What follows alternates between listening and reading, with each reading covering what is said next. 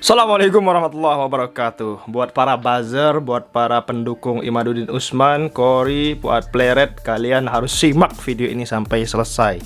Jadi Habib Bahar bin Smith akan melakukan tes DNA. Jika semua yang disebutkan oleh Habib Bahar bin Smith itu lengkap teman-teman ya. Jadi ada persyaratan, tidak semudah membolak-balikan telapak tangan untuk menyuruh orang tes DNA. Nah, kali ini kita akan melihat pendapat daripada Gus Fahrul Razi mengenai tes DNA untuk menyangkal garis keturunan Habib Ba'alawi. Kita lihat videonya terlebih dahulu ya, agar kalian paham para buzzer. Assalamualaikum. Ini penjelasan tes DNA nasab Persimuk Mamar informasi NU ya. Ini NU, kalian jangan macam-macam. Hadir di Muktamar Sulu. Muktamar NU. Saya pengurus LPM PWNU Jawa Timur. Oke, Gus mantap. Bahwasanya yang dimaksud dengan tes DNA untuk nasab di Muktamar Sulu itu kasusnya adalah sengketa ada pernikahan seorang pejabat inisialnya M dengan artis inisialnya MM. Setelah mereka nikah siri, punya anak, bapaknya nggak ngakui anaknya, tapi ibunya kekeh itu adalah anaknya.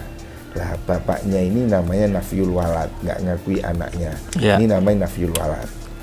Ibunya tetap minta itu diakui sebagai anak, dia minta diilhakkan, ya. Supaya paham konteksnya ilhak dan Nafiyul Walad.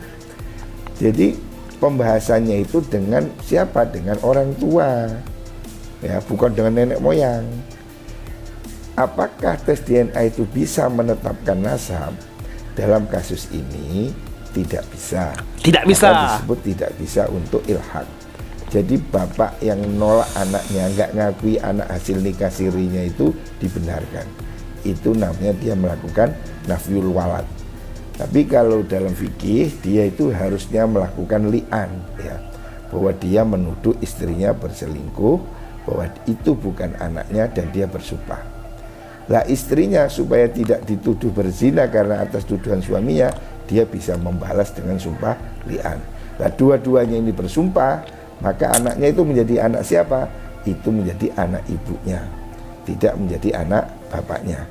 Walaupun ibunya mengajukan tes DNA dan terbukti itu memang anak bapaknya, secara fikih tetap tidak diterima. Jadi karena apa? Al-walad itu kan bil firas. Jadi anak itu ditentukan oleh pernikahan. Dalam hal ini bapaknya nggak mengakui itu anaknya, dia nggak punya saksi tapi dia bisa bersumpah li'an, maka anak itu dinafikan, nggak diakui.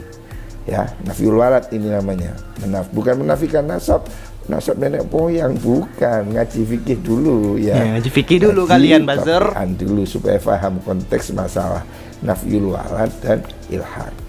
Ya. Jadi kasus ini, terima kasih Gus, bapaknya nggak ngakui anaknya, itu namanya nafiyul walad. Ibunya ngeyel minta diakui dengan mengajukan sanggahan melalui tes DNA. Lah ini dia mau minta ilhak nasab supaya nasabnya diakui bapaknya. Apakah bisa tes DNA itu dibuat menyanggah bapaknya yang mengingkari anaknya itu? Tidak bisa. Tidak bisa. Tapi kalau dibuat bapaknya untuk menguatkan dugaan itu bukan anaknya, bisa.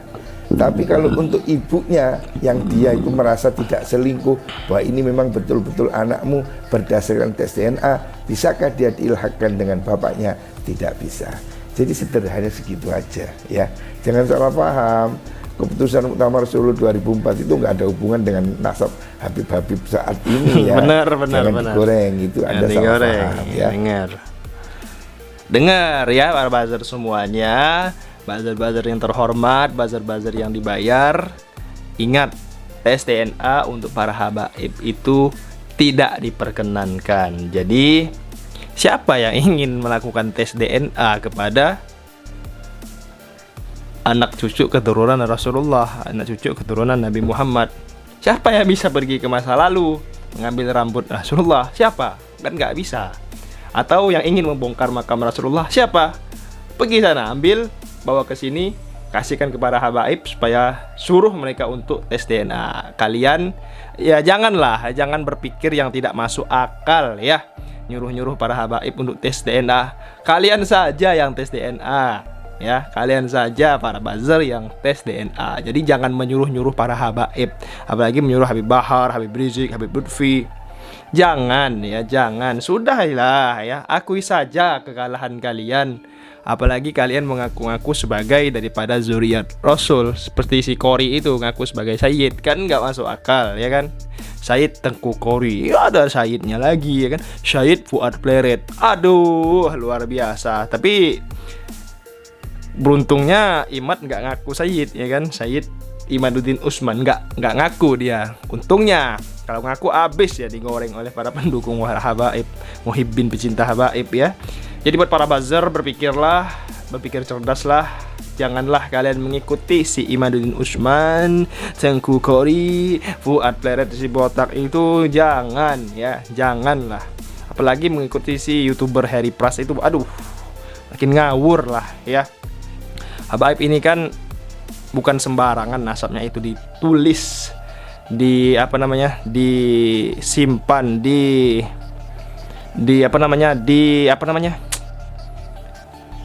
intinya sangat terjaga lah ya kan, di mana, di Rabitah Alawiyah. Jadi jangan sembarangan. Ada yang mengaku Sayyid ya, Basaiban, tapi tidak tercatat di di mana, di Rabitah Alawiyah. Berarti Anda bukan Sayyid. Jangan ngaku-ngaku lah ya. Kemudian dia nyerang para habaib begini, ngaku gini, habaib ini. Anda tidak terdaftar di Rabitah Alawiyah, sayangnya ya, wahai Basaiban.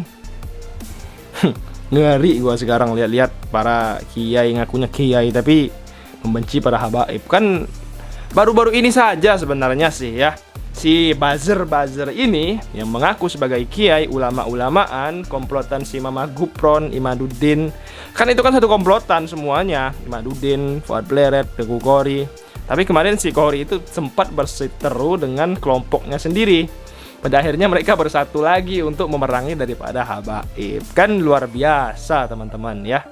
Luar biasa ketololan daripada kelompok si Imaduddin Usman, Tengku Kori, Mama Gupron, dan lain-lain. Masa ya, ada yang kemarin kan pembagian ijazah kalau nggak salah ya, si di pondok pesantrennya Mama Gupron. Itu santri perempuan pegang cium tangannya, kemudian aduh, luar biasa lah ya teman-teman. Padahal perempuan sama laki-laki, bukan laki-laki ya. Kalau laki-laki cium tangan gurunya nggak masalah. Ini perempuan cium tangan gurunya, gimana itu Mama Gupron? Anda bagusnya Anda jadi semut saja ya, menjadi keluarga semut saja, berbicara dengan semut saja. Apalagi ngakunya bisa bicara, bisa video call sama malaikat. Aduh, makin aneh-aneh saja ya kelompok daripada si Imaduddin Usman, kelompok daripada si Kori, si Fuad Pleret ini. Aduh, luar biasa teman-teman. Kitab-kitab yang mereka kaji, kitab-kitab yang mereka pakai untuk mengajar ataupun belajar itu daripada habaib Said Alwi Al-Maliki. Tapi mereka memutuskan nasab daripada para habaib di Indonesia, yang mana para habaib di Indonesia ini banyak yang mondok di Yaman, di Arab Saudi, di mana-mana lah intinya ya teman-teman. Enteng-entengnya datang si Imaduddin sendirian ya, mencari anak buah, kemudian mengaku mempunyai penelitian ilmiah, mengatakan nasab para habaib itu terputus. Gimana Anda ini ya, Imaduddin Usman, Anda sendirilah yang mengatakan seperti itu. Kemudian ya mungkin bayarannya telat, masuklah bayaran tersebut kepada si ke Kori, ke Fuad Pleret. Akhirnya mereka pun dukung si Imaduddin dalam satu tujuan yang sama, yaitu memerangi daripada kritikan para habaib kepada pemerintah supaya berkurang lah ya kan. Jadi para habaib hanya fokus kepada si Imaduddin CS saja. Nampaknya seperti itu operasi intelijennya teman-teman. Salam akal sehat, berpikirlah kalian para buzzer pendukung Imaduddin Usman. Terima kasih. Assalamualaikum. Jangan lupa subscribe.